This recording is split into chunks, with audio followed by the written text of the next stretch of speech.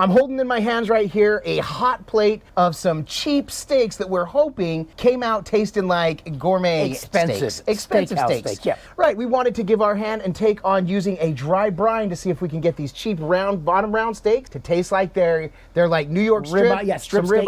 ribeye, something more. Yep. You want to see how we did this one on the griddle? Stick around while we dig in. I can't believe the WALTWINS. They're right there. That's one of them. That's the other one.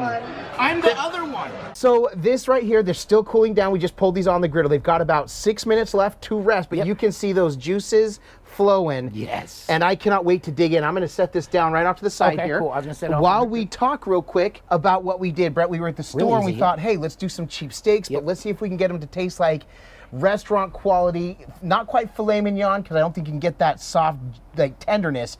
Okay, yes. However, that's the next challenge. Yeah, doing a little research, finding out what we could do with these steaks. So we did. We got both of these steaks together were $10. And so we went ahead and opened them. We got them to room temperature. Yep.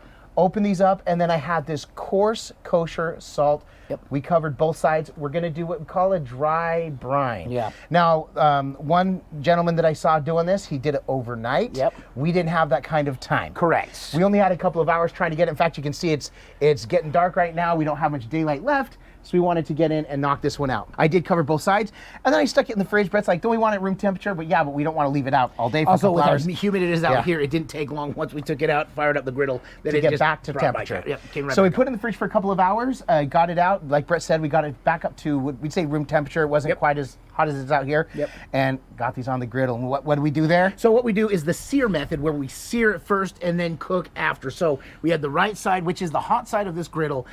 We cranked it up. It got to about 450 degrees pretty quick. Laid some oil down, and we laid them down, and they started sizzling. They were sizzling like nobody's business. And so we just did a sear for 1 minute per side. Because these are thinner steaks. Yep. The way we look at it, if I'm doing a 2-inch steak, I might do 2 minutes or Maybe, per side on the high heat. Yep. But this one, yeah, just a minute per side, and then pulled it over to the left side of the where we had griddle. on medium, right? Medium, low, perfect. So we're looking about 350, I think, was the range that I saw with the temp gun. And then just let it go, 2 minutes per side. Well, not before. You put a little oil and butter down. Oil and butter. That is the key. And also, we did mention, we also salted and peppered the steak after laying them on the first time as well. So a little bit of extra salt and got some pepper on there, and that's all we're using for seasoning. That's all we use for seasoning. And then we got it and got this oil, a little bit of oil, the butter, and then more butter, and then we're use this for basting. And about every 2 minutes we flip it. We did it 2 minutes per side. We did it 3 times, so that was 6 minutes. So 7, 8, so total cook time was about 9 minutes. 9 minutes, and consider this is because we do like ours a little bit more rare, medium rare. So if we wanted it warmer, we would have cooked it for probably another 4 or 5 minutes. Or warmer if we wanted a higher temperature, like medium well done, whatever. Hockey puck, whatever it is. You know, for those people who make sure it's done, but just to be sure you leave it on for another 15 minutes. Just and we're to be sure. actually 1 minute away from being able to dig in. So So it's been resting. We want to wait that last minute. So basically the general rule of thumb, we cooked for 9 minutes. We want to let it rest for 9 minutes. We used to do like 5 minutes, 10 minutes. So we thought, you know what? For as long as it cooked, that's how long we're going to let it rest. 9 minutes. So we're going to go on in and let's go cut this open and dig in. Here we go. Our whole thought with both these steaks is we're just going to cut these into little strips. I'm going against the grain. My grain for the most part is running this way as far as I can tell. So we'll just cut and see. The edge a little bit more cooked, which we figure. Okay.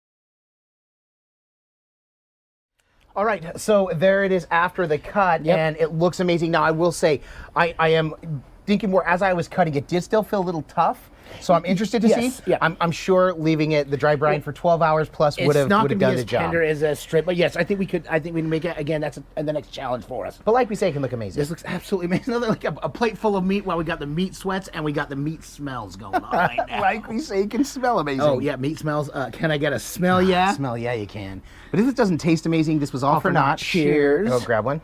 He always cheers before he even grab Oh, one. yeah. Cheers. I'll eat to that, my brother. We make Wow. a good steak, dude. It's not as chewy as I thought it would be. Like, it's tough. Yeah. A little chewy, but not tough. The flavor is there. It's It juicy. really is so juicy. I do want a little bit more seasoning on there, a little more salt. I was worried because we had coarse salt in it. I'm saying for me, that's where it's like you put your individual. That said, this is spectacular. I want 12 I more. want 14 of them. 14 Well, of no, them. you got to dip it in the juice, my Yeah, guy. we got a whole bunch of juice. I want to do it overnight next time. Maybe we'll also- do a follow-up video. We also have a meat tenderizer. But here's the thing. This time, the bottom round is a very lean cut of meat. There's not a lot of fat in it. Right. There's a fat on the trimming, but it doesn't render in. And that's where you get a lot of the like in the ribeye. It's got marbling in it, and that really helps make it tender as well. So you got to keep that in mind. This is a great way. Try it. Yeah. You'll see what we Give it a mean. try. It tastes absolutely like it came from a steakhouse. Or if you happen to have tips of other ways that we can get a cheap steak to taste like a steakhouse steak. In fact, maybe we'll do a little series. We'll do this a few different times, try some of the different options. This was our first try at it, and I'll tell you, I nailed it. I'd have no problem. My daughter's over here munching on it, munching on it, because it's just that good. My goodness. Flavor is just like melting. Oh, Yeah, melts in your mouth. That's absolutely it. Wow. If you enjoyed this video, if you gave you an idea of something else that you can cook on the griddle, make sure and give it a thumbs up. We really do appreciate it. It's one way in which you can support us in what we do. Another way you can support us is by purchasing one of our 2 cookbooks, the Epic Outdoor Griddle Cookbook or Smashed. Both are available on Amazon or anywhere books are sold. Also, if you stuck it out with us this long, thank you so much. You know how much we really do appreciate the community that sticks it out and watches it all the way through. Please also include in your comment, it's okay to be a cheapskate for a those cheap steak. Exactly. Because you can make it not cheap. Without a mistake. Without because you can make it delicious. But yeah, something along those lines about being a cheapskate for a cheap steak. Thank you so much for sticking it out with us. We and really a do cheap appreciate date. it. Man, we're cheap dates. Aside from coming and getting together to cook up food like this, why do we do all this? Because when you're with the WALTWINS, Your family.